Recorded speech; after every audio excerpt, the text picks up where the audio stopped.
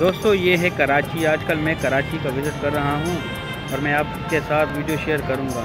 یہاں پہ صرف اور صرف پیپل پارٹی کی بدماشی چل رہی ہے، کیونکہ آپ کو پتہ ہے عمران خان جو ہے نا شیر جیل میں ہیں اور یہاں پہ یہ لوگ جو ہے نا مزے کر رہے ہیں۔ تبھی میں آپ کے سامنے ویڈیو شیئر کروں گا جہاں صرف آپ کو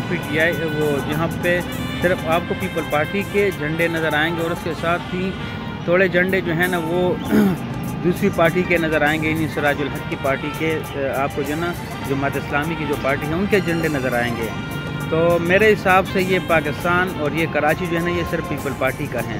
اور کسی کا نہیں ہے، کیونکہ پی ٹی آئی کا جھنڈا اگر کوئی لہراتا ہے یا رکشوں پہ لگاتے ہیں یا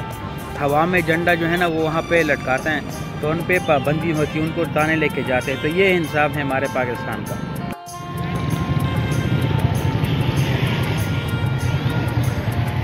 یہ ہے کراچی، اور کراچی میں دیکھ لیے سارا پیپل اور جماعت اسلامی